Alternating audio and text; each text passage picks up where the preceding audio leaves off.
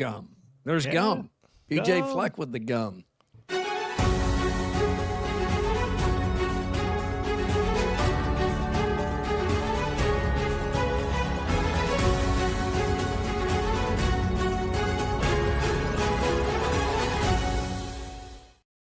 Wild need a win. Let's do it, Wild.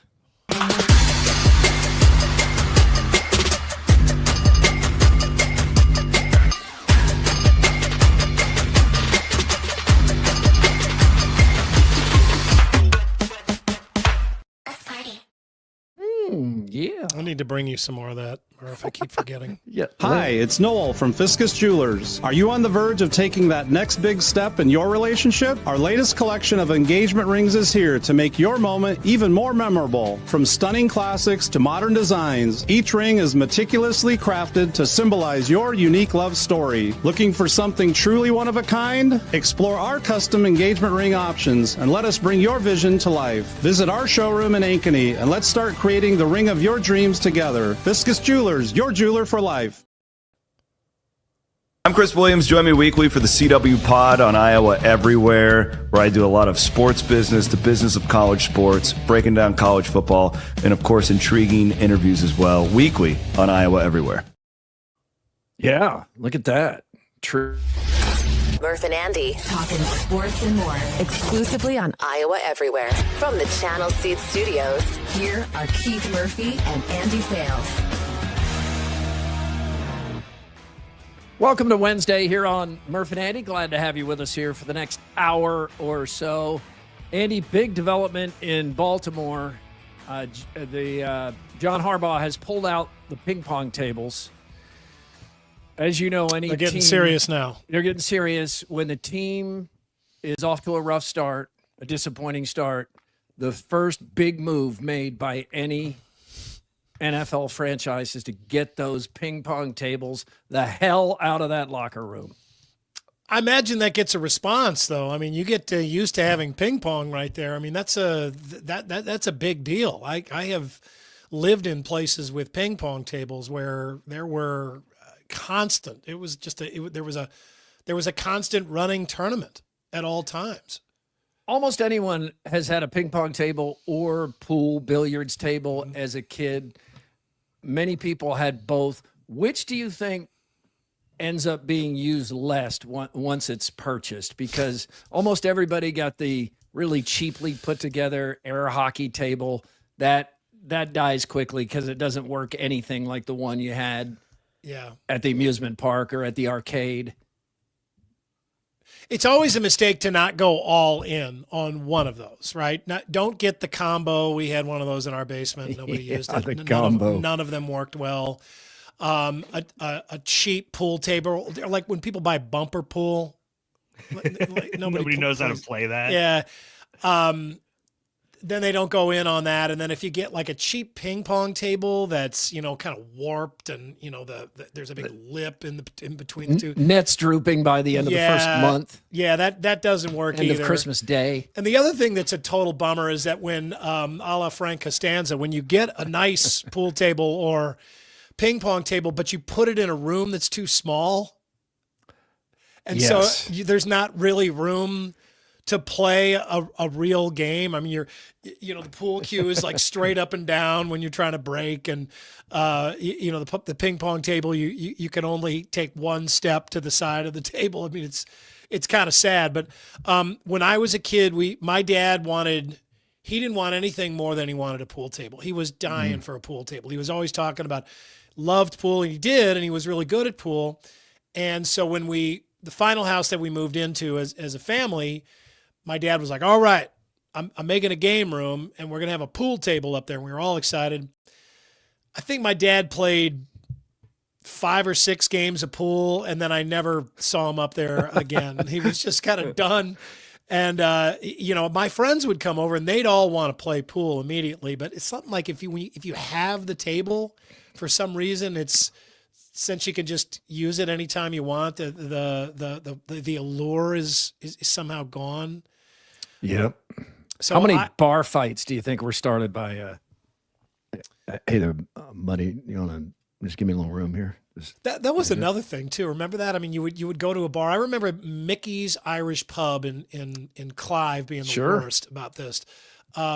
We would go and eventually on a Friday night or Saturday night, it gets too crowded and they need to shut down the pool table and the dartboards, right?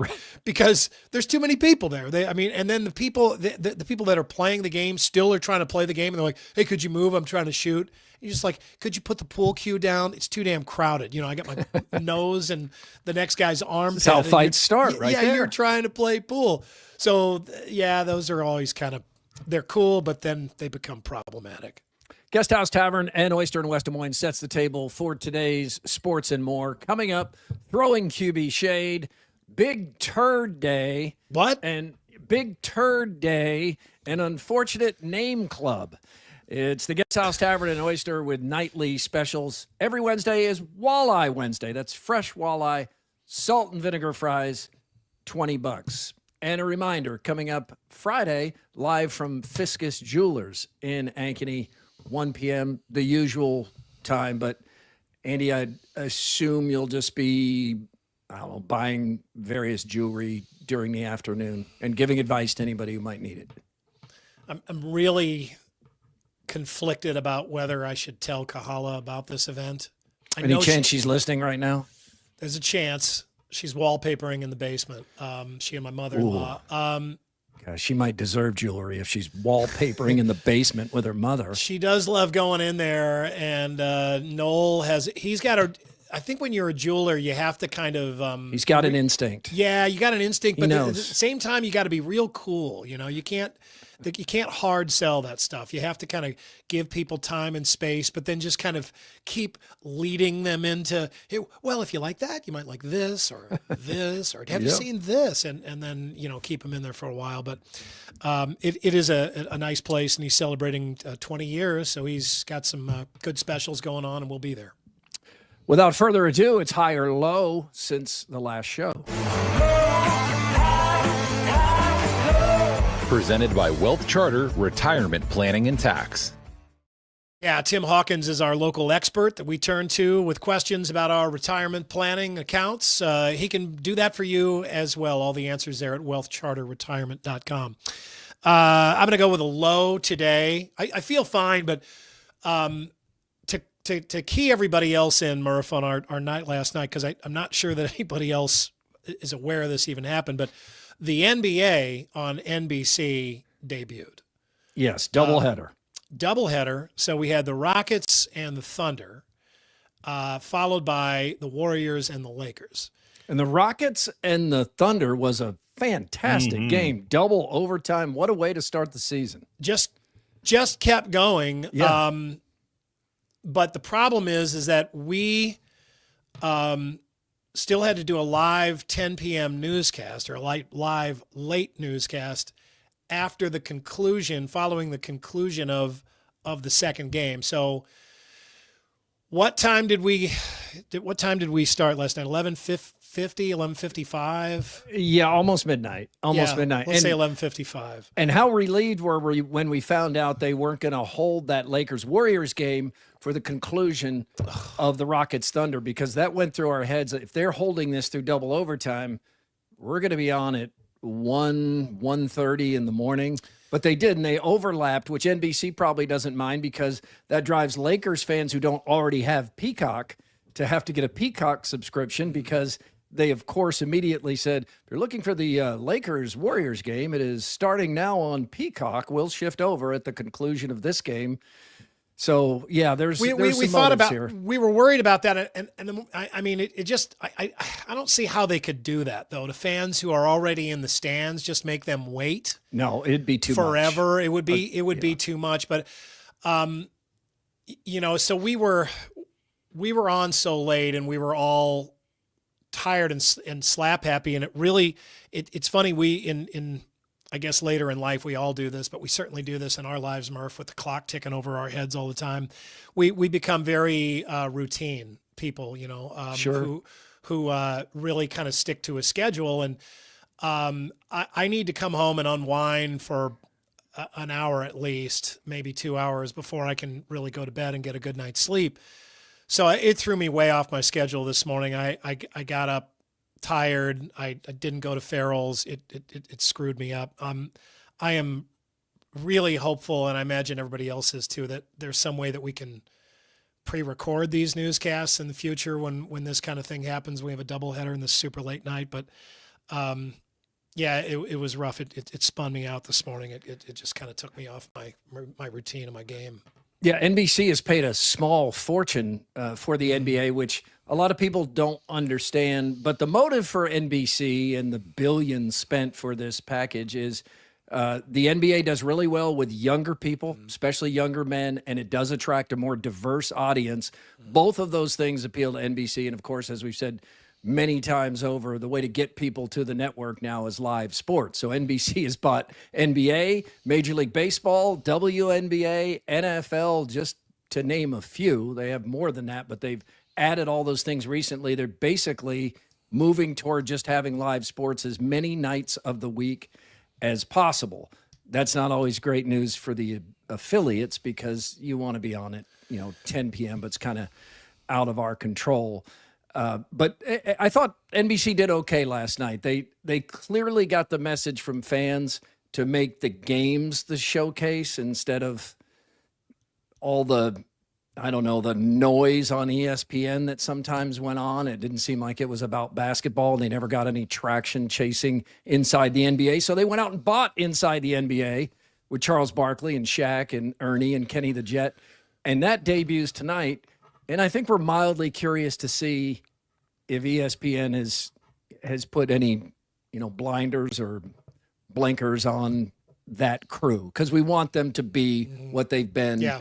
That turned them into the most popular studio team, arguably, of all time. Can you imagine being on the East Coast, an NBC on the East Coast, waiting to do a live local newscast after that Lakers-Warriors game last night? I mean, I imagine it'd be like the Olympics. I imagine some of them did it. I would guess that a lot of them did pre-record, and it really it kind of doesn't make sense because you got the younger audience that the NBA appeals to, so they would be the ones up late enough to watch the newscast, but local news absolutely skews to the older demographic of the audience. So I just can't imagine that there are a lot of people there to watch that late at night. But but anyway, we all we were there. We leaned on each other. Yeah, and, we recognize it's not a hardship, but it does get you out of your routine. No, for it was sure. good to see the morning crew before we left. I haven't seen it. That in a while. It was. I don't get to run into Justin Surency that often if it's not a Football Friday primetime. So great to see him coming in the door. Also, we found out Michael Jordan's role, or at least some of what Michael Jordan's role might be. He sat down at halftime for an interview. It was pre-recorded. I don't know when it was done, but it was with Mike Tirico and Jordan in what looks like $1 billion home, as you would expect.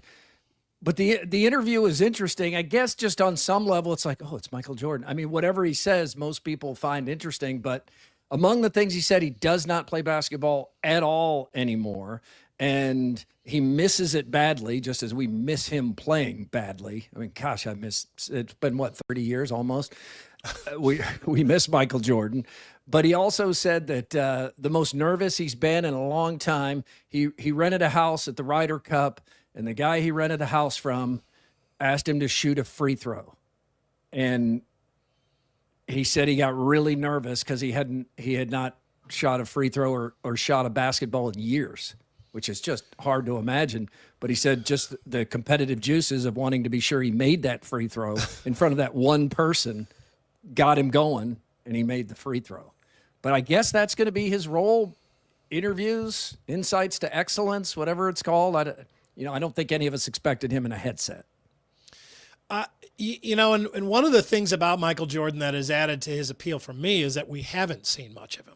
Right. I mean, you only get him in really small doses, so you're always left wanting more and not less. It's the opposite of Tom Brady. Yeah, I mean, there are probably better examples out there of people Peyton Manning? Just seem like, maybe Peyton Manning is a good example where they're everywhere, right? And so you don't miss them. You don't wonder about them. there are pluses and minuses to both of those things, but I just think it's cool. It seems authentic, MJ, that he's going to do his own thing. He doesn't need the money. He doesn't need anybody else's approval. He's Michael Jordan. So if it's not something that he truly personally wants to do, then he's not going to do it. And he's not just going to get out there and dance on a string for anybody. So, there's Evan's saying there's no such thing as MJ fatigue, and that's why. Yeah, and one final thought on this new NBA package here. The John Tesh, the familiar round ball rock, dun dun dun dun dun dun dun dun. It was interesting. I heard an interview with John Tesh, and he did he did the same thing, but with new instruments and a new orchestra and more money at his disposal, because this is a big part of appealing to that part of our brainstem that's like, oh, I remember the 90s and round ball rock. This is great. I'm now remembering I do like the NBA, so you can understand the motives for it. But he put out the new version, and just like when Kenny Loggins did a new Danger Zone for Maverick, people hated it. It was the same song, but just not mixed. And even though it's mixed better, with better instrumentation and a better studio, better sound quality, all of that, you can't get over the pull of the original. So he and NBC decided just to play the 90s version, just as Tom Cruise decided to play the Danger Zone from Top Gun. Yeah, because those are songs that you've heard so many times, or melodies you've heard so many times that they've like imprinted themselves in your brain. So if there's just one little thing that's off about the re-recording, you totally pick up on it, and it kind of trips you up. I know that, like John Denver used to do that with his, with Rocky Mountain High and Take Me Home Country Roads. I mean, songs that you've heard so many times that there was no mistaking the original recording for anything else, no matter how much that re-recording was meant to sound like the original. You could just totally tell that it was a re-recording, and it just didn't seem right. And you always wondered, why did he do that? I mean, why do you remake something? What's the point of remaking something when you're going to try to keep it the same? I mean, I don't like remaking things when the same artist remakes anything. I think it's just it's the perfectionist in the artist sometimes, because you've done a What's Bugging Andy before where it went over really well, but you're thinking of that one word you punted a little bit, or maybe a mini stumble, or you heard yourself repeat a word, or you wished when it was done you're like, oh, I just thought of a better line there. And so the perfectionist in you might want to change that, but nobody else noticed those things. They liked it the way it was. Yeah, right. I mean, if you're writing something, you can do that. If you're voicing it, recording it, somebody's going to notice. I'm going to go high here, and it's just something that's gone viral and just warmed my big dad heart. This is Bruce Dahl. He's the Cedar Rapids Prairie girls basketball coach, and this post on X now has 30 million views. It's approaching Mark Woodley in the winter snowstorm territory. Bruce writes, my wife and I had 4 miscarriages. I didn't think I'd ever be able to share a moment like this with a son or daughter. Then in 2015, our baby boy came to us. We named him Kinnick. I thank God for this gift. Last night was a magical night we got to experience together. Oh, that's sweet. And that was about the Iowa-Penn State game. And then if you go to Bruce Dahl's Twitter feed, and coincidentally, he's friends with Mark Woodley. They know each other well, and Mark is doing a story on Bruce and his son and family going to the game. Mark's going to do a story this weekend that looking forward to seeing. But if you go to his feed, it's just all about how much he loves Kinnick, loves this son, and it's just beautiful. And it's nice to see, especially on the X platform, which can be so divisive, just the universal love of this simple tweet that I'm sure he was hoping 20 or 30 of his friends and family saw, and it's at 30 million and counting. People love a sweet story like that. That's a sweet story, so that's good. Now let's get the buzz. The Buzz. Brought to you by Logier Heating and Cooling. They have been out and about today. They are at my house right now. I can hear them upstairs. They're at my house for 3 hours. Tony came in. Tony is in my house right now. He's such a nice guy. And Tony, he's got like a broadcasting voice. He's like, okay, I'm going to go down there and I'm going to set the temperature right now. It's 72. Now it should read back as somewhere between 71 and 73. I'm going to take care of that for you. And then he'd come back up and finds I think we have some kind of obstruction somewhere along the way. I'm going to go outside, see if there's a bird's nest or, I don't know, maybe some kind of, you could have a groundhog or a rabbit or something there. So he fixed that problem. Every time he came in and out, even because we're packing up. So this house, it looks like a tornado hit it. I was like, Tony, you don't have to put those covers on your shoes. I mean, this house is meant to, oh, no, it was your policy. Thank you. So everything's running smoothly. It was here 3 hours, and they had to write up a form requested by the buyer to show that everything's working perfectly. So they do that at Logier. So thank you, thank you, Tony. Yeah, he's older than me, and he's very polite. He keeps calling me sir, and. Damn right, you've earned that, Andy. I don't like it when people call me sir. Not that I get angry about it. I just like it doesn't. I don't deserve that. That's true. I'm not sir worthy. When people call me sir, I'm like I'm Andy. I am not my dad. Looking for your dad. Even my dad didn't. Yeah, he would be like, no, I'm definitely not sir. But he's really, really nice, and he's working. I've got kind of a unique problem with mine. I have this condensation pump that. Drains outside, and when it gets bitter cold, it'll freeze and then overflow inside. So he's working on that right now, but that's great. He can just get here, tune everything up for the fall, and take care of that problem too. I did realize when Tony was here, because thank goodness people have these kind of unique skills.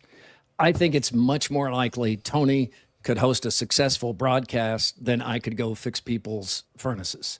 So respect. There's respect there. All right, Buzz, let's start with throw shade at your quarterback week. It's just interesting to me. 3 examples in the same week. So let's start with Dolphins head coach Mike McDaniel just putting Tua Tagovailoa on blast. Yeah, he's going to take the snaps this week, and he's going to be our starter this week. And my expectation is that we don't throw 10 picks. Ouch. Man, did not expect to hear that from Mike McDaniel. I mean, that's something you might have heard from Bill Parcells back in the day, although you wouldn't. Parcells he wouldn't crusty, say it to the media. He would say it to Phil Simms on the sidelines, though. Yeah, he might do that. He would not do it. And I mean, it seems increasingly like Mike McDaniel has just moved into this headspace of, look, I know I'm dead coach walking here, but they got to fire me so I can get this buyout. And I don't know. They still haven't fired me. I don't get it either. Let me try this 10 picks thing. Well, we move back and forth in this country between whether or not we like people that, say exactly what's on their mind and they, just attack the things that are bothering them and they just, air the dirty laundry right in front of everybody, or the people who, take the high road and, try to, keep things, in class and behind locker room doors and that kind of thing. And, I don't know. I mean, I think it gets to a point where somebody needs to say something, otherwise it seems like you're not aware of the problem or not doing anything about the problem. Right. And this problem is not going away for the Dolphins because they've committed more than $200 million to Tua. So that's I think that's a big part of why Mike McDaniel's still there. Who are you going to get? I mean, because what's the number one thing you should look at if you're considering taking a head coaching job in the NFL? You have to look at the quarterback situation. Yeah, you got to look at the quarterback situation. And they're stuck with Tua and all that money, so it's an albatross. Here's Jets owner Woody Johnson backing his head coach, Aaron Glenn, by ripping Justin Fields. What's your confidence level in Aaron to turn it around? Well, it looks like he's turning around parts of it. It's hard when you have a quarterback with, with a rating that we've got. He has the ability, but something just is not jiving. But if you look at any head coach with a quarterback like that, you're going to see similar results if you go across the league. have to play consistently with, at that position, and that's what we're going to try to do for the remainder of the season. So what gives you hope then? Who's going to give hope? I just think defense, special teams are doing better. Defense is pretty good, and if we can just complete a pass, it would look good. We got to complete some passes. You got to convince them that you can do something. Otherwise, it's hard to have have a game that you could win. Ouch. If we could complete a pass. And how about the poor local camera guy that just showed up after Woody Johnson delivered the goods there? That night, they'll be watching the other stations going, oh, man, almost had that. Justin Fields has been terrible. So the owner is saying that, and he's trying to still support his coach, who's yet to have a win. Justin Fields, Andy, in the history of the NFL, quarterbacks with 50 or more starts, Justin Fields has the worst winning percentage. Boy, his star has fallen, hasn't it? He was going to be the savior of the Bears and seemed like he was the right guy, and then fell out of favor there, and he's just kind of fallen all the way to the bottom. I mean, yeah, boy, quarterback in the NFL. Success rate for those guys is really low. Nobody's feeling sorry for them. They make a ton of money, and it's an incredible opportunity, but it just doesn't. You understand why they make so much money and why a team can commit $200 million to a Tua. If you have anything that you think is close to the guy at quarterback, you give them a ton of money because they're so valuable and they're so few and far between. But when they're few and far between, that means most of them miss. And Justin Fields has been a big miss. No one made a worse decision than the Browns with all the information they had.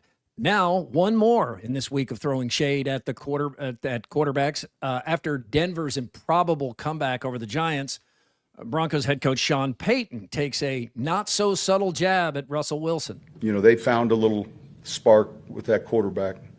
I was talking to John Mayer not too long ago, and I said we were hoping that change would have happened long after our game. So Wilson, who when he does interviews or talks usually sounds like a self-help book come to life, he actually responded to this, quote, classless, but not surprised. Didn't realize you're still bounty hunting 15 plus years later through the media. Peyton, of course, suspended for Bountygate for a long time. I doubt that hurt him all that much. Guy's won a Super Bowl. He's a great coach. I don't know. I don't like to see this kind of stuff, but it happens. It shows the pressure involved, too, on the quarterback and the coach, and I guess in one case, the owner. Let's get a quickie poll from WCI Pools and Spas in Ames and Urbandale. It's not really an important poll, but it's an interesting one, I think. Yeah, what's Russell Wilson's Hall of Fame outlook? He has played his way out of the Hall of Fame. He was never in to begin with, or he's still a Hall of Famer. Where are you, AD? He was never one to begin with. He was so close. If he doesn't throw that pick in the second Super Bowl and he gets 2 rings, he's probably a sure thing Hall of Famer no matter what he does after that. I don't think he's played his way out, but I don't think he was ever in because of that. It felt like early in his career he was a sure thing, but I think not getting back to the Super Bowl after that loss to the Patriots, he's not a Hall of Famer.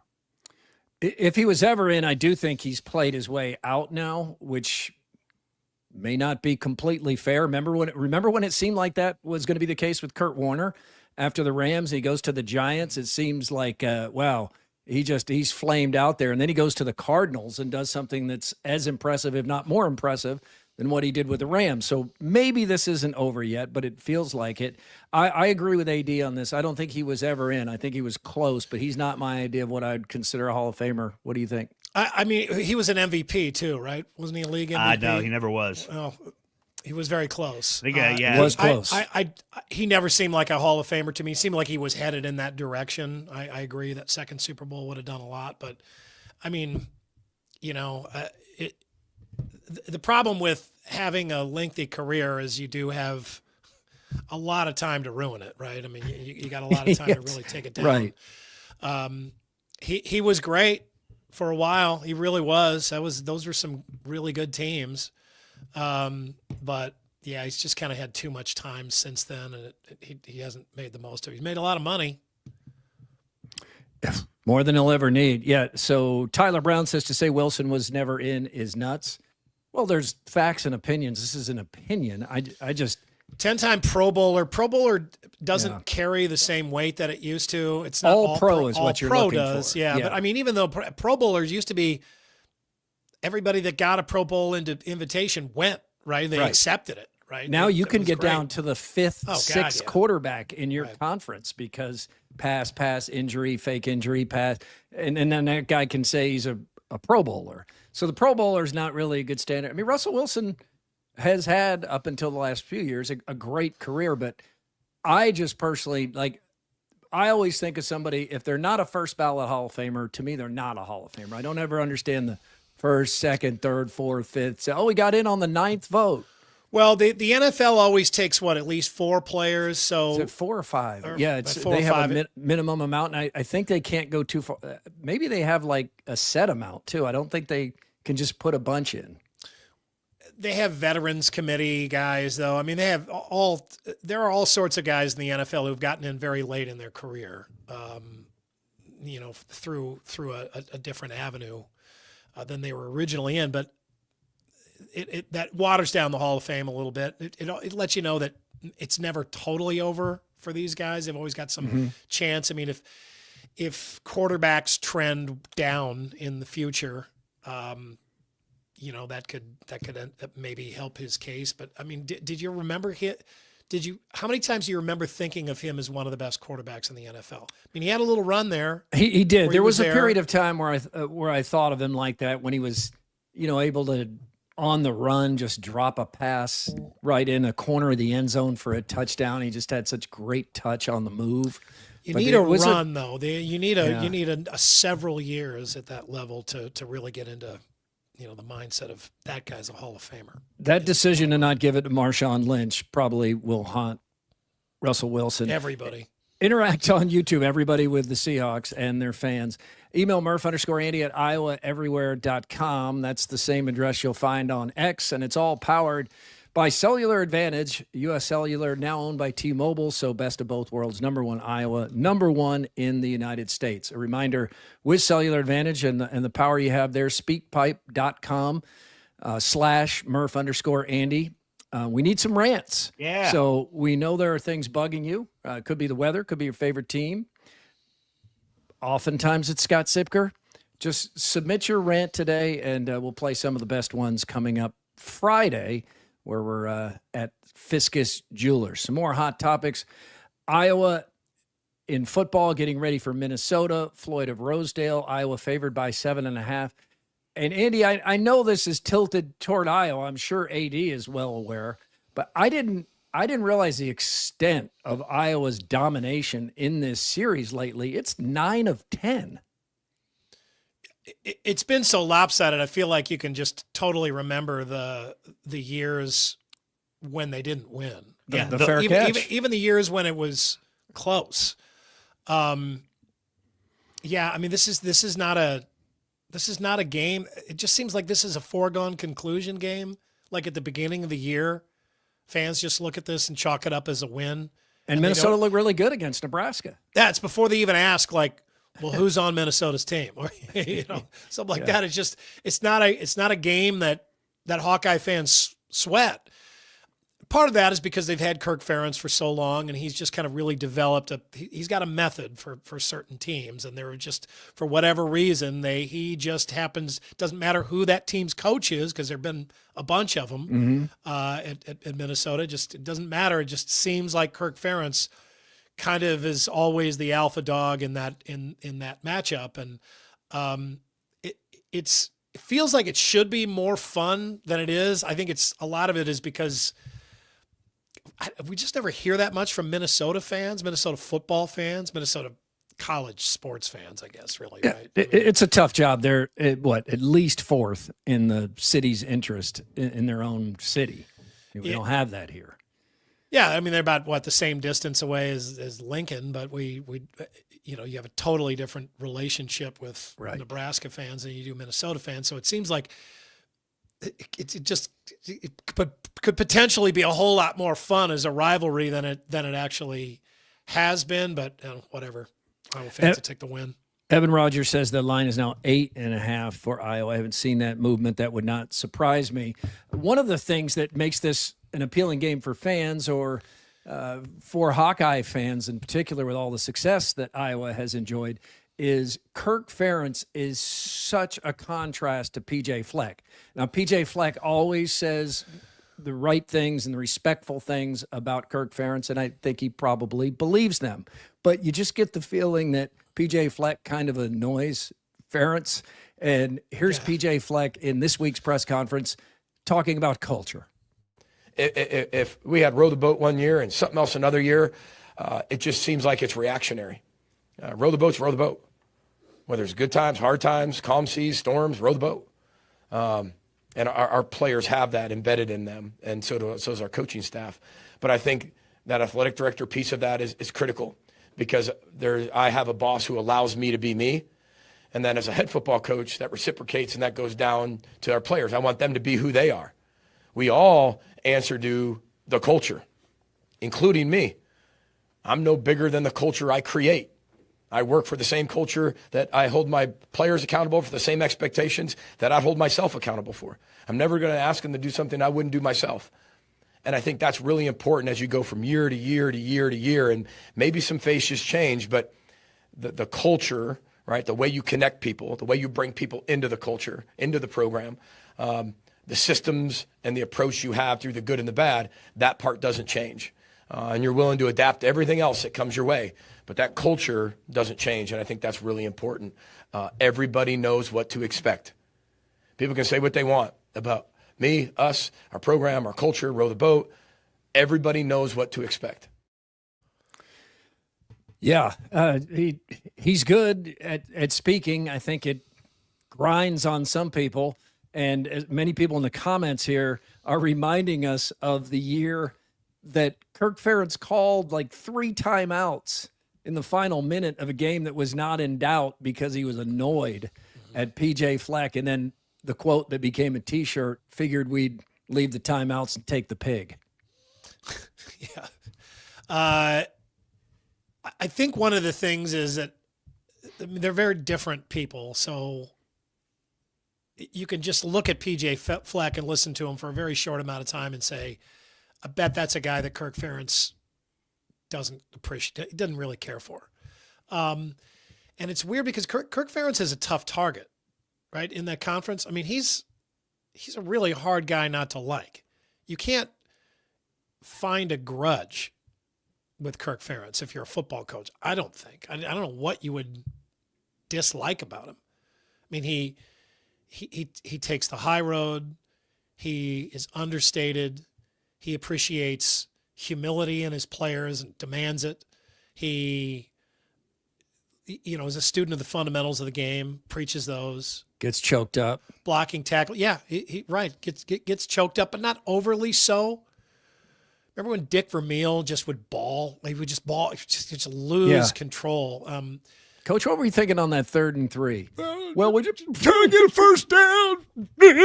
Yeah, I mean, he would really lose it. Like, oh my God, man, you need to step outside, pull yourself together, man. But no, Ferentz, it's probably hard because you want to dislike the longtime coach in your conference that you've been recruiting against and coaching against and losing to, right? I mean, it's easier if everybody can find a reason not to like this guy, but you can't do that with Kirk Ferentz. It doesn't matter who you are. You just can't.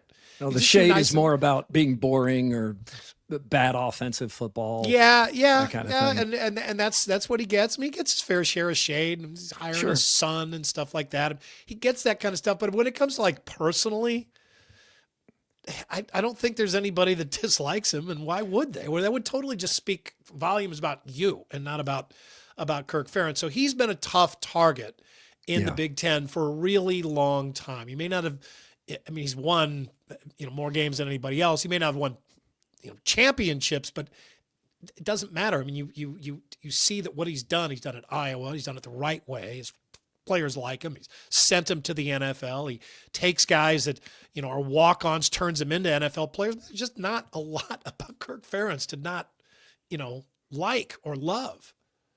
Iowa State favored by 2.5 at home against undefeated BYU, the number 11 team in the country. Matt Campbell with some optimism that Kyle Conrady, the kicker who's been dearly missed, will be back for this game. Didn't say he would be, but it's looking good. Said Carson Hansen will be back. So 2 good signs there.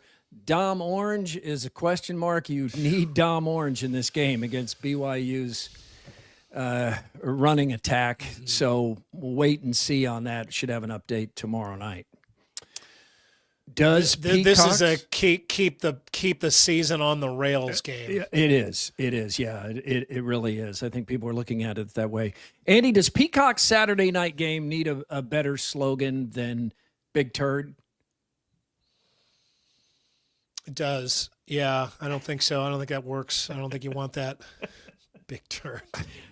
How did a producer or somebody not see that and just say, "Hey, guys, could you each step away, take or a step away together?" Right now, it reads "Big Turd" on national TV.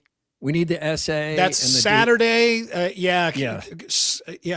Shrink down the font on that. Yeah, man, get that. It's the Big Turd on Peacock. Get that Saturday in there, or at least give us a couple letters either side. The Springer Dinger puts the Blue Jays in the World Series. 1-0 pitch. Swing and a fly ball. Left field and deep. Rosarena turns. Gone!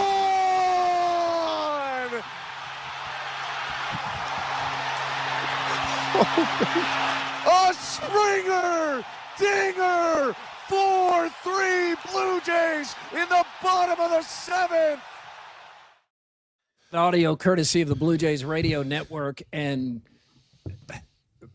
audio doesn't do justice to what happened to that stadium when they went from down 3-1 to up 4-3 and ended up being the difference maker to get to the World Series. Toronto is a great sports city. It is the peak of irony, sports irony, that they could have world champions in the NBA and Major League Baseball all since not only Toronto won a Stanley Cup, but Canada won a Stanley Cup. That is irony. That is crazy. And that stadium when it opened, remember it was the first one with a retractable dome, Sky Dome is what they called it. Rogers Park. Well, that's what it is now, but yeah, it was Sky Dome. Sky, remember? yeah. Yeah, because it could open to the sky, and it was just incredible. I mean, and that's an old stadium now in Major League Baseball. It's really old. Anybody remember where the Blue Jays played before that? Was it like Exposition Park or something? It was something. I don't know. Yeah, it was a long time ago, but that place has seen some good baseball. Dodgers, Blue Jays, game 1 from Toronto Friday night. So the World Series gets underway with 2 really good teams. This is a good matchup. And certainly baseball would probably prefer to not have a team whose market doesn't count in the ratings for the United States, but Blue Jays have a lot of appeal, and of course, the Dodgers are an all-star team. Confluence official beer of Murph and Andy. Confluence Brewing. Taste, quality, craftsmanship. Let's get some more now. But wait, there's more. From Either Or Eatery and Patio. Either Or Eatery and Patio. Try the Korean Philly cheesesteak. You try. Had that on Friday. It was fantastic. Sriracha mayo and kimchi on it. It was out of this world. What a great sandwich. It is this weekend on Saturday is the final downtown farmers market. It's always kind of a sign that the weather's getting nicer and spring and even summer is nearly upon us when it opens. And then when it closes in the fall, it's a sign that things are going in the opposite direction. But you got another chance. You can get down. This is a great Des Moines thing. It is, and that first one I learned, the first one with good weather, avoid that one. because that's crowded. Crazy crowded. Yeah, you're going to be able to walk right down there. Oh, You're yeah. going to be able to do all kinds of downtown stuff now. That's kind of cool. You looking forward to that? I just wish I could teleport into November. The DNR starts its trout stocking tomorrow in Waukee, Johnston, Marshalltown, Ames, and Bondurant. So have a bunch of fish have sex? No, they bring in a bunch of rainbow trout from the hatcheries, which are most of those, I believe, are in northeast Iowa. May all be up there. They bring them in there, and then they put them in the lake, and then people can catch them. Like right away, it's a lot easier to catch them. The water cools down. The water is much better to keep trout alive, and a lot of those guys will stay alive all winter long, and they'll do more stockings later on. But it's just kind of a cool thing to get people introduced to fishing. You don't have to go have a boat, go out on big water. A trout you just showed, that's side eye. I mean, that trout's like, what the hell is going on I was here? I was having a good day. Free. What am I got doing? into this new pond. Somebody caught him. Where am I going? Yeah, it's a good place to introduce kids to fishing. They get some good success at those places. All over the state they do this. You saw that story about the thieves breaking into the Louvre over the weekend, right? Yes. In and out in 4 minutes. They rode a crane up the side of the building and then opened a window pane, like cut through it, got in there, stole a bunch of the crown jewels. Jeez. Got out. There's like a manhunt citywide, probably region-wide, looking for these guys. Escaped on motorcycles. Seems like something out of a movie. Tom's Yeah, it does Crown Affair. seem like they need to bring Pierce Brosnan in, get this thing solved. You get on a motorcycle in a city like Paris where the streets are real narrow and it's really crowded. It's got to be hard to catch somebody on a motorcycle, right? I mean, weaving in and out. I mean, these guys knew what they were doing. Yeah, it's in and Mission out Impossible. in 4 minutes. They didn't get that much, but I guess they expect them to break down all the jewels and then sell them, and that's awful. They've got a good story. Go back to the Napoleonic era. This week in 1978, our boss Rod Peterson sent me this. This week in 1978, President Jimmy Carter signed the Boundary Waters Canoe Area Wilderness Act. Basically ensured the Boundary Waters would be the Boundary Waters forever. A landmark moment in conservation history. Rod knows Minnesota news history really well. It's beautiful. That looks peaceful. It's so beautiful. It's nothing like our house. Absolutely amazing that this happened.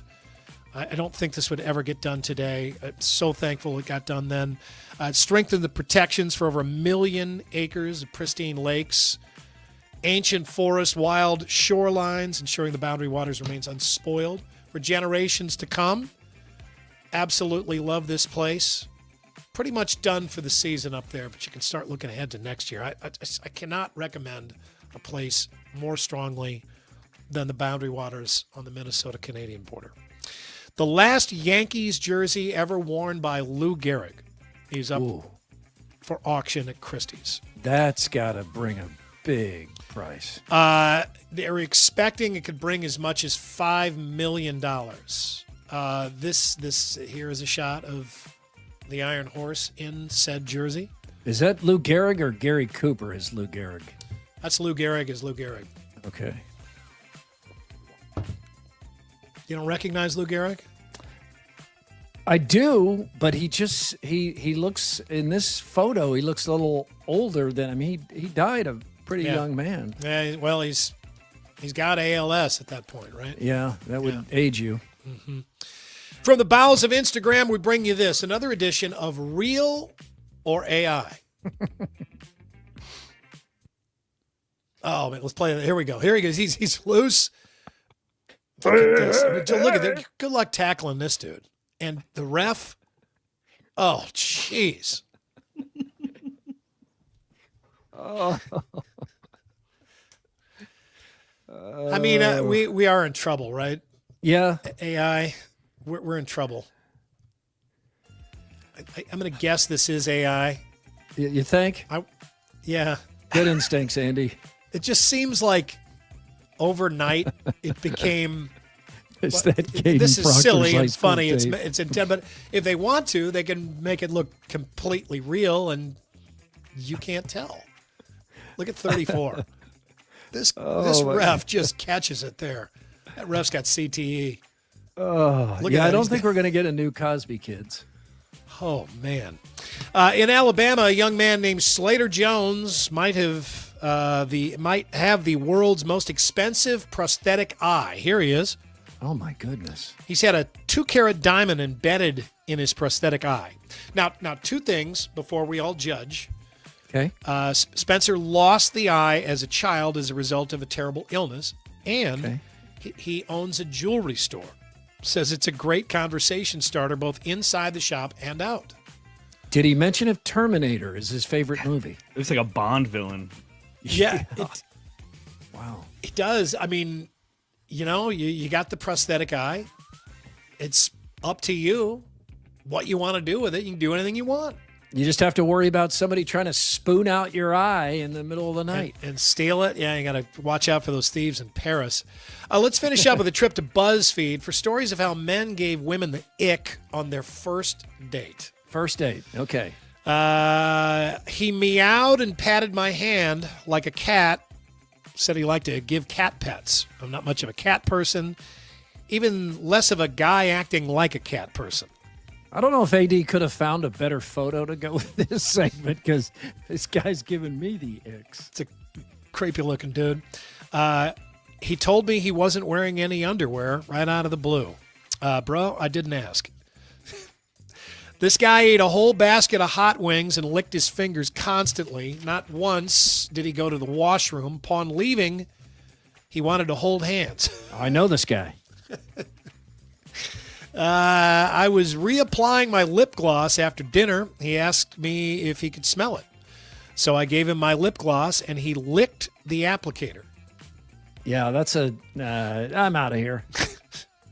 That's a wrap. You know why he's still single?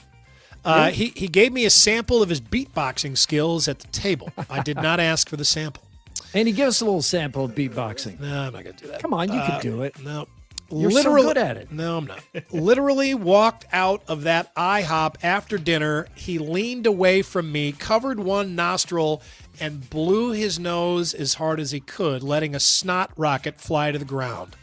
He wanted out. Then he kept walking like everything was fine. He the wanted farmer's out. blow.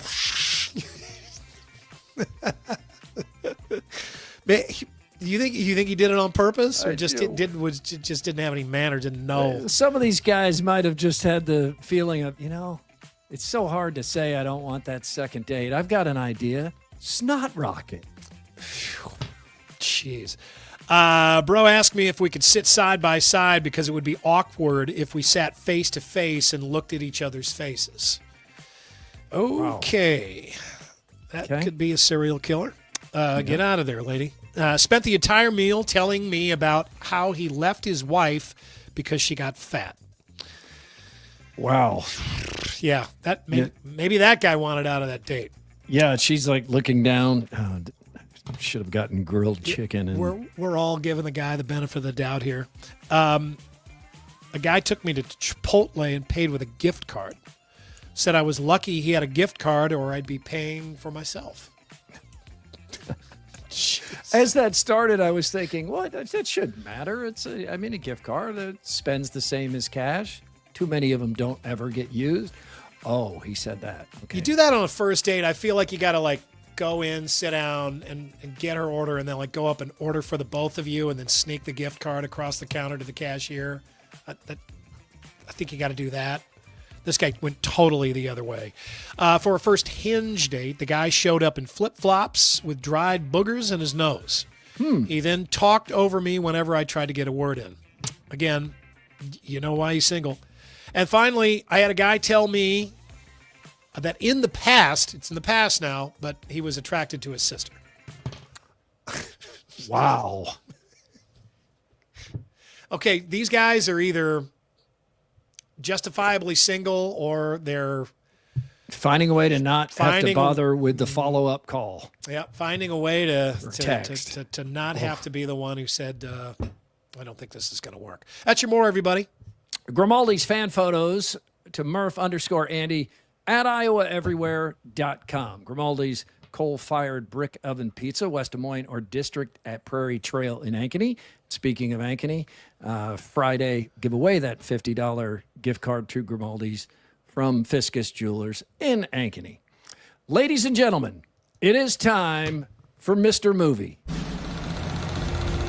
It's time to go to the movies with Mr. Movie, Mike Woody, presented by P&P Small Engines. Hey, Mr. Movie. Hey, before we kick this off, can I just ask 2 questions? Yes. Why do I have to follow that segment with Andy? Holy, that's disgusting. Yeah, that he saved the best for last, or the worst. Which part? The Reddit section there? Pretty much all of it. Yeah, I was going to say there were Start to multiple finish. parts. And the second question is, why does it say on the rundown it's Big Turd Day? That was Andrew will put up a picture special here. feature from Peacock this weekend. Okay. Do you have a screen in front of you? There's Big Turd on Oh Peacock. yeah, I see that now. Yeah, right show there, this. the big turd on Peacock. Yeah. Supposed to be Big Saturday, but the big body's in front of the sign I'm covered up. thinking the cameraman might have had something to do with that. He just framed it up perfectly. Halloween approaching, so out of the box, going with candy, gum, something like that in a movie. And I am going with one of what turns out to be one of the worst candy maker decisions in history, and that was M&M's not wanting E.T. to be using M&M's, sprinkling them along the way. It's Drew Barrymore. Is it? Which one puts the Reese's Pieces out in E.T.? No, it's a little boy. It's a little boy. Elliot. It's Elliot.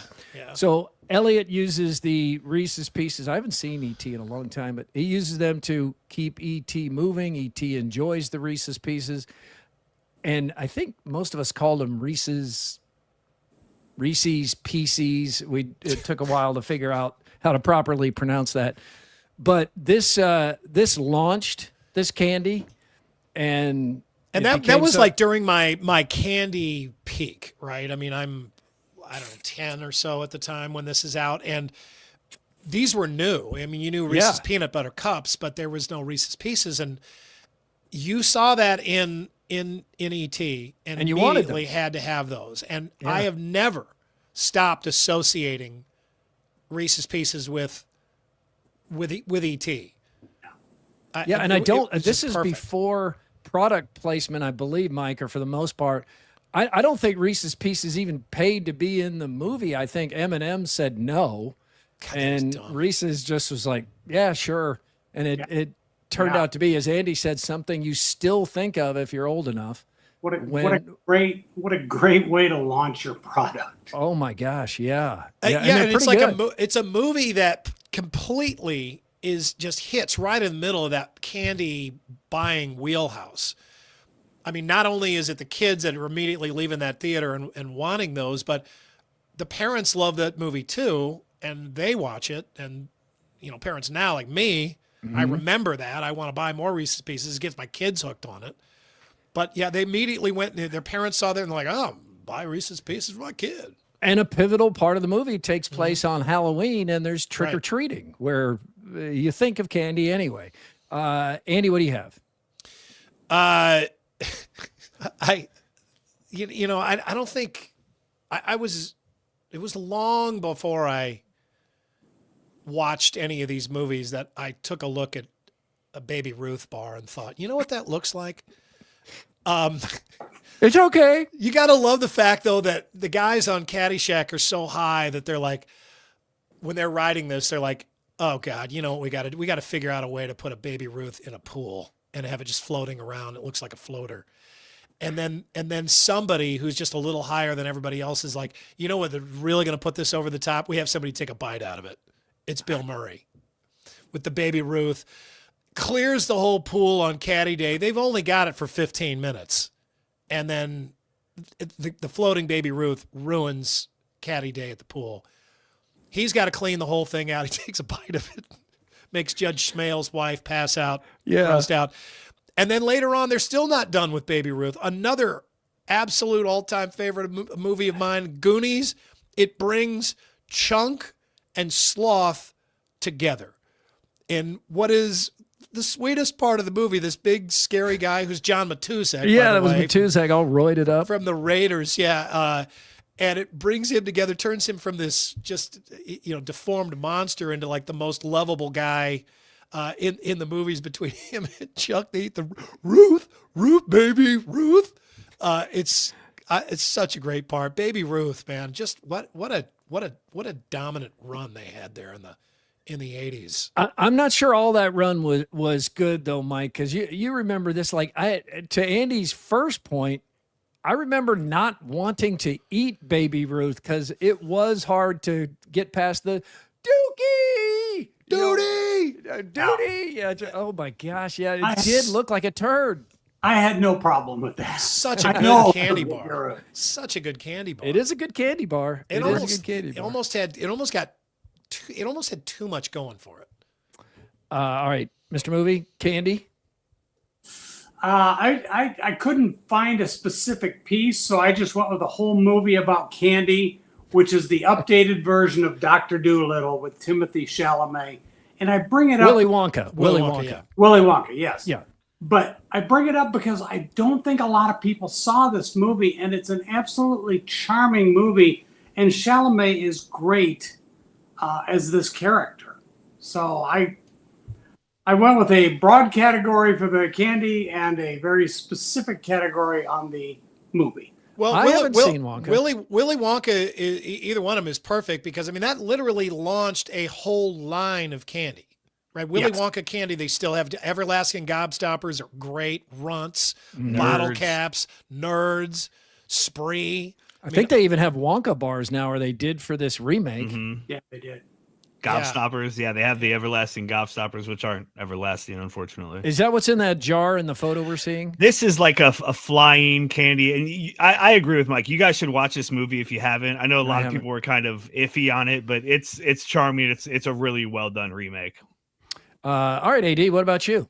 Okay, I'm going with Wayne's World, which is a movie that I've seen so many times, and yet I forgot about this. You keep finding new things in Wayne's World that are funny, and one of my favorite parts is they get $5,000, and it's like they won the lottery. Wayne goes out and he buys a CD player for the car, and he buys his dream guitar, and Garth spends his money on a licorice dispenser for the Murph mobile, which is his car. I don't even like licorice, but I want this in my car. I love licorice. I love licorice. I'll take one too. Yeah, that would be kind of fun to. I'm and sure the engineering of it is great. It's got the little so you can chop it. The cutter. Yeah, it's great.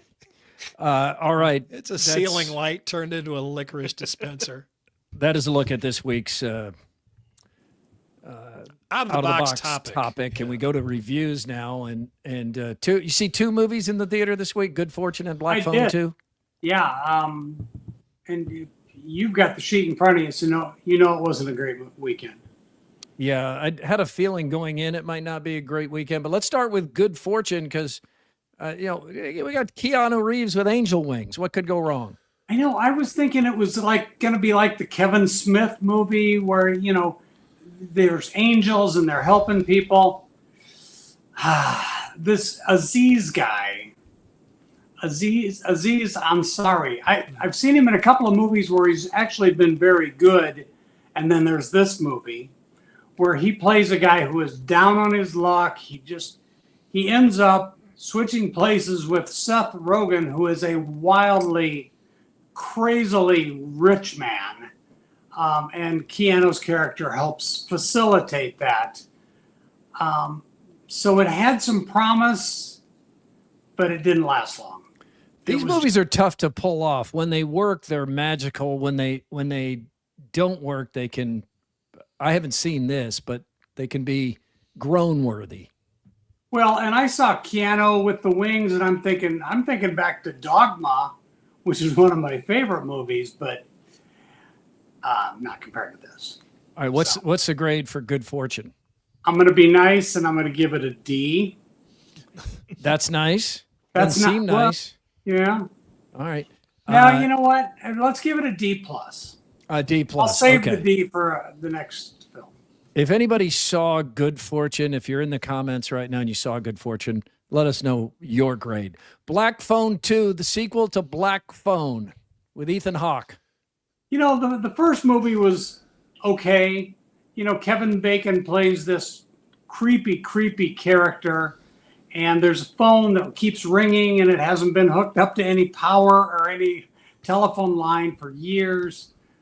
I really don't think we needed the Black Phone 2, but they were going to make it anyway, and it was, you know, number one at the box office with $27 million for the weekend, which is kind of a low total for the box office, but still, there's other things you could see. But we're getting to that Halloween period here where this is the time to release scary movies. Oh yeah, they just throw them out. It's like, come on, it's all coming right at you. But it's a brother and a sister who go up in the woods to this cabin, and there's a guy working there, and then just all stupid crap happens up there. How is Ethan Hawke in a movie like this? Well, do you see that picture? Yeah. That's Ethan Hawke. No, I So, see. He probably said he's a great actor. What is he doing in a sequel to a bad movie? Well, I think he was in the first one. I think he might have directed these. Oh, geez. Well, gosh, but, that's you know, here's what I'm thinking. He said, okay, as long as nobody can recognize me, and you're going to pay me a boatload of money, I'm in. So, well, it's a hit, I guess, relatively speaking. What is the grade for Black Phone 2, and what was the grade for Black Phone 1?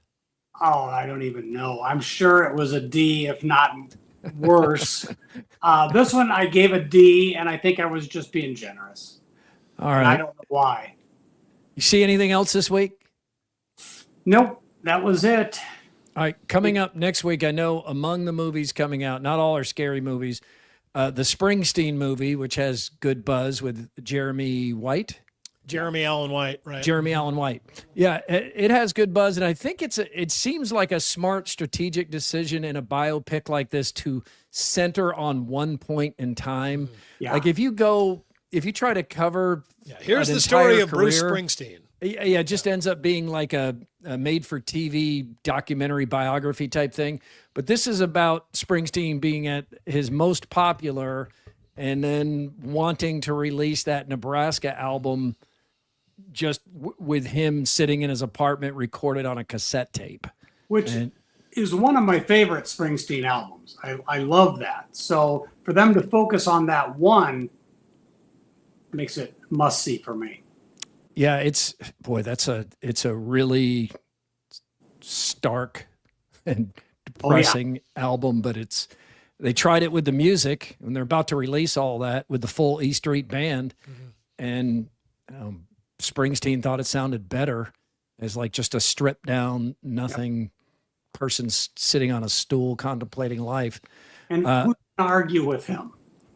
Well, Can't now. Yeah. Can't now. What else? You got anything else you're looking to see this weekend? Yeah, I'm sure there's something else, but the release list was a little short, and I didn't find anything amazingly attractive. All right, Mr. Movie. I'm going to the Hawkeye game on Saturday night, so I might. Well, don't go Saturday night. You'll miss it. It's in the afternoon. There you go. I can understand why you would think it's at night. They've all been at night, but make sure you're there in the afternoon. He's driving home. Hey, one other thing. Jeff had a note for Andy. Hang on. Yeah, I don't know where it is. Don't now, break but your mower. Basically, Yeah. they're still selling mowers right and left. And he said if you need to service a mower or a snowblower before the season, he said it's best to get in now before Andy and I get in line. Yeah, take up all the time for the techs. Yeah, Something like I've that. been hard on my mower this summer. There's no doubt. He'll get it very soon. My snowblower I barely used last year. It's ready. Yeah, I was gonna say, mine's ready to go. So It's hopefully I getting to don't be that time use of it. year. All right, enjoy the movies, Mr. Movie. You look good today. Mr. Movie, All right, thanks, guys. presented by P&P Small Engines. Time now for Throwdown. Throwdowns. It's Throwdowns. Backed by Heartland Tire and Auto. Heartland Tire and Auto, treating you like family in Ankeny, Knoxville, Boone, and Creston, an authorized dealer of both tires and own tires. Murph, we're seeing two schools of thought play out in the Big Ten this season. Penn State and UCLA have each fired their coach. Wisconsin appears to be staying with Luke Fickell for the remainder of the season. Which is a better strategy in 2025? Fire a coach immediately or wait until the end of the year? This is a really good question because I don't think there is a perfect answer. The more responsible thing to do is what Wisconsin is doing. You have this guy you owe a bunch of money to. There's no saving the season at this point anyway. These are his players. He's clearly trying. Why not go ahead and finish the season and then probably push him out to a lower buyout when you're able to raise more money? That is the more professional, responsible thing to do. The other way to go is you got the restless boosters like at Penn State who thought they were going to win a national championship. Now they see they're not going to, and they want to just go ahead and rip the Band-Aid off. So not a cop-out, but I think it is situational. I understand why Penn State did that. Franklin lost the fans and the boosters, and I understand why Wisconsin is going to wait till the end of the season, seemingly. Yeah, you don't know the conversations that the ADs have had with these coaches going in here. I mean, what did they say to Franklin? Okay, we've got to get this season turned around, and we got to make an immediate change or something like that. Maybe Fickell hasn't had that kind of conversation. I mean, at this point, you're trying. If you're the AD and you're Chris McIntosh, and I think the jury's kind of still out on him there. Yeah. I think he's trying to save money so he doesn't have to ask boosters for quite as much in a buyout. I mean, they need to make a change there. This is not working, and it seems like it's getting worse. But I mean, at this point, I don't think anybody at Wisconsin feels like they can turn anything around this year. So you got players that want to play for Luke Fickell. Just ride it out until you get to the offseason. And Chris Williams is exactly right on this week's CW pod when he says college athletics does not have a revenue problem. It has a spending problem. Yeah. They keep making more and more and more money, but to keep spending more and more money, there's more than $500 million being spent on coaches to not coach. They have dead money. They have a restraint problem, a restraint from spending problem. Yeah, and none of this new money that comes in, even if they do this private equity deal that's going to bring this huge flow of cash into the Big Ten, even if they do that, it will not benefit the fans. Ticket prices won't be lowered. Parking prices won't be lowered. Concession won't be lowered. Still going to be asked to do more and more. Be lowered. Mm-hmm. Everyone will still be asked to pay the players and pay more. This is all about greed. It is just good old-fashioned greed. Andy, 17 seasons in a row, the Hawkeyes have had a pick six. The last two games, they've returned an interception to the 1 yard line, but have yet to punch it into the end zone. Will Iowa extend its pick six streak to 18 seasons? I think they will. The defense is humming right now. It's something that you're used to seeing as a Hawkeye fan. It seems like plenty of games to get this done. Is there a bigger punch in the mouth in the game of football than a pick six? Especially when it happens. The defense does that at home. Oh my God, a place like turn a game like that. Totally, man. I think they'll get it done. Yeah. Yeah, give me the odds on this one. They'll get it done. All right, Murph, Lozier came and did furnace checks today. Everything is good to go here at my house. On a typical winter day, what temperature is your thermostat set to? Well, as Tony from Lozier said to me, I see you have your thermostat set at 71 when I came in. I turned it up a little just to test things out. Would you like me to set it back down at 71, or do you want to leave it here, or where's your optimum setting? So 71 is my answer. I'm lower than that. Yeah, I'm like at 67, I think, is what mine is usually. Although I mean, it's been a while. Yeah. I'm right in between. I like 68. Usually it gets bumped up by somebody else in the family before I can bump it back down a little bit. Yeah. Well, we know who wears the pants in Murph's house. That's throwdowns. All right, thank you, AD. And more AD coming up right now. Now the Andrew Downs audio drop of the day. It's the AD Square. Yeah, it's powered by Game Day Men's Health. I'm headed to the Ankeny location in the Prairie Trail neighborhood tomorrow to get my testosterone replacement therapy shot. Andy goes to West Des Moines. I'm doing my full-on blood test tomorrow there with nice. Lindsay in West Des Moines. Yep, got that. Always makes you feel better. They want to make sure everything's going well, that you're reacting well, that they will adjust things. I started taking like a little half pill of like an estrogen supplement to balance things out a little bit, and so you're too manly. I got too much testosterone pumped. Too much tea. Yeah, that's absolutely right. All right, guys, there are no undefeated teams left in the NFL, but there is one defeated team, the 0-7 Jets. And check out just how defeated this young Jets fan is after their latest loss. Sit down and get your thoughts on the game. I hate this team. I was born into this, and I'm not going to ever – I'm always a Jets fan, but, like, I hate this team.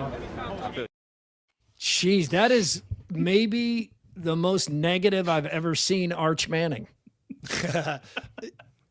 I've been there. I have felt that way. You could feel the hurt from that young man.